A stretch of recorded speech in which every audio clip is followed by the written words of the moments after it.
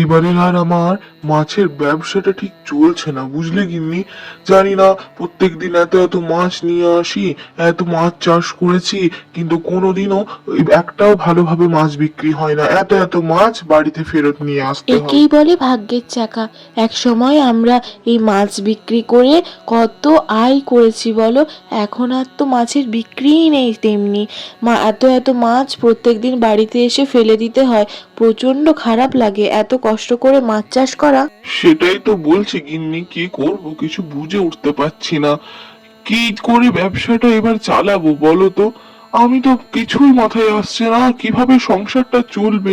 তুমি কিছু একটা বলো, আমি কিচ্ছু বুঝে উঠতে পারছি না। তুমি বরং এক কাজ করো, আজকে মাছ দেখো, ভালোভাবে জাল দিয়ে তুলে যদি মাছ বিক্রি হয় তো ভালো, না হলে আমি বাড়িতে কিছু একটা ভাবি তা করতে। দেখো, আশা করছি মাছ তো বিক্রি হবে, না হলে তখন আমি দেখছি কিছু একটা তো করবই। কষ্ট করে এতগুলো মাছ ধরে খেটে মাছ চাষ করার পরে এই লাভ, এটা আশা করাই যায় না। এইভাবে সে মাছগুলো একে একে জালে ধরতে লাগলো। মাছ বেশ ধরার পরে এতগুলো কাতলা মাছ সে পায়। আহা গো, মাছগুলো দেখেই মায়া লাগছে। এত কষ্ট করে চাষ করলাম, আদৌ কি বিক্রি হবে? এক ঝুড়ি মাছ আবার জলে রেখে রেখেও তো নষ্ট হয়ে যাবে। যাই বাজারে গিয়েই দেখি। নিয়ে যান, নিয়ে যান, কাতলা মাছ নিয়ে যান। বেশ ভালো স্বাদের কাতলা মাছ। নিয়ে যান, নিয়ে যান, নিয়ে যান। মাছের ঝোল, মাছের ঝাল সব করে খান। কাতলা কালিয়া বানিয়ে খান। নিয়ে যান, নিয়ে যান, নিয়ে যান। আমার গলা ফাটিয়ে চিৎকার করেও কিছু হবে না হরেন্দা। জানো তো, মানুষ এখন বড্ড কুঁড়ে হয়ে যাচ্ছে গো। নিজে রান্না করে খাবার দাবার এখন আর তারা খায় না। তুমি ঠিকই বলেছো। এখন দেখো না, রেডিমেড খাবারই মানুষের বেশি প্রিয়। তাছাড়া বানানো খাবার যখন পাওয়াই যাচ্ছে, মানুষ আর কষ্ট করবেই বা কেন? আমার যে ব্যবসাটা ডুবে গেল গো একদম। কি যে করব কিছুই বুঝে উঠতে পারছি না। এই মাছগুলো নিয়ে আবার বাড়ি ফিরতে হবে। ঘন্টা খানিক ধরে তোমাকে দেখছি, এভাবে মুখ পেঁচিয়ে থাকলে হবে? হাতে হাত গুটিয়ে থাকলে কিছু হবে না বাপু। এক কাজ করো, আমার মাথায় একটা বুদ্ধি এসেছে। আমরা বরং নতুন ব্যবসা শুরু করি। নতুন ব্যবসা করলে তো অনেক টাকা লাগবে। তাছাড়া সংসারের এই হাল, কি করব কিছুই তো বুঝে উঠতে পারছি না। নতুন ব্যবসাটা করবোই বা কিসের, আর আমার মাছগুলোরই বা হবে কি বলো তো দেখিনি। আরে বাবা, এখন হচ্ছে নতুনত্বের যুগ। নতুন কিছু করব, যাতে তোমার বেশ ভালো ব্যবসাটা চলতে থাকে। আমরা না মাছের ফুচকা বিক্রি করব, বুঝলে তো।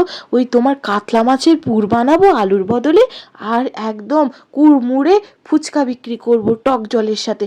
লোকে খেয়ে দেখবে নাম করবে। আমি বানিয়ে দেবো, তুমি বিক্রি করো। গিন্নি, শুনে তো বেশ মজার মনে হচ্ছে।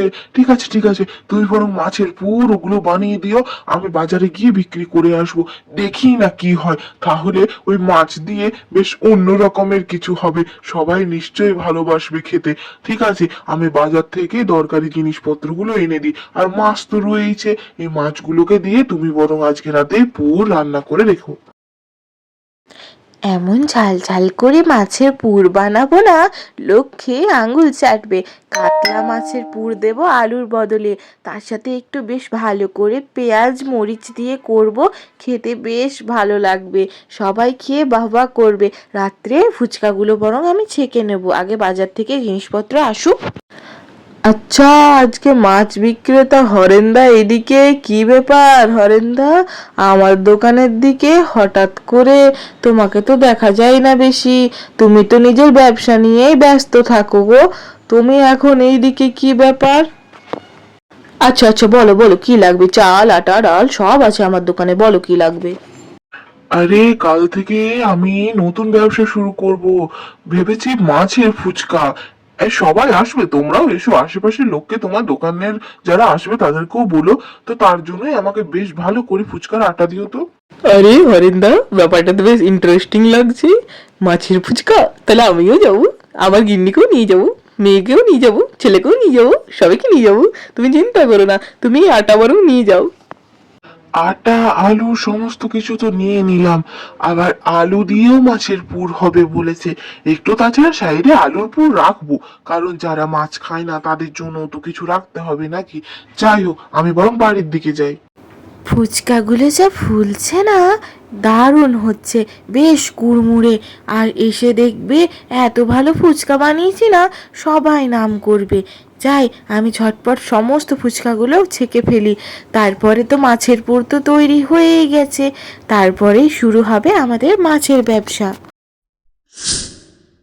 খেয়ে যাও, খেয়ে যাও, খেয়ে যাও আমার নতুন রকমের ফুচকা, যেটা হচ্ছে কাতলা মাছের ফুচকা। একদম নতুন, অন্য কোথাও খাওনি। খেয়ে যাও, খেয়ে যাও, খেয়ে যাও। ঝাল ঝাল কাতলা মাছের ফুচকা খাওয়ার জন্য তাড়াতাড়ি চলে এসো।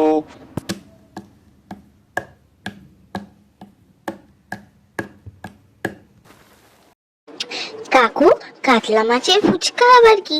আলুর ফুচকা শুনেছি, এর তো নতুনত্ব গো। কাতলা মাছের ফুচকা খেতে কেমন হবে? আমাকেও দাও দেখি এক প্লেট। শুনে তো বেশ ইন্টারেস্টিং মনে হচ্ছে, কাতলা মাছের ফুচকা। হ্যাঁ রে মা, কাতলা মাছের ফুচকা কেবল আমার দোকানে। এই গ্রামে বা আশেপাশে কোনো গ্রামে কোথাও এই মাছের ফুচকা পাবি না, আমার কাছে একমাত্র। আর খেয়ে দেখ, বেশ ঝাল ঝাল করে বানিয়েছি। উম, উম, বাহ, খেতে তো বেশ ভালো। আমি সকলকে বসবো যেন তোমার দোকানে এসে কাতলা মাছের ফুচকা খেয়ে যায়। এই যে অসাধারণ স্বাদ, বেশ ঝাল ঝাল পেঁয়াজ দিয়ে লঙ্কা দিয়ে বানানো, অসাধারণ লাগলো কিন্তু খেতে কাকু।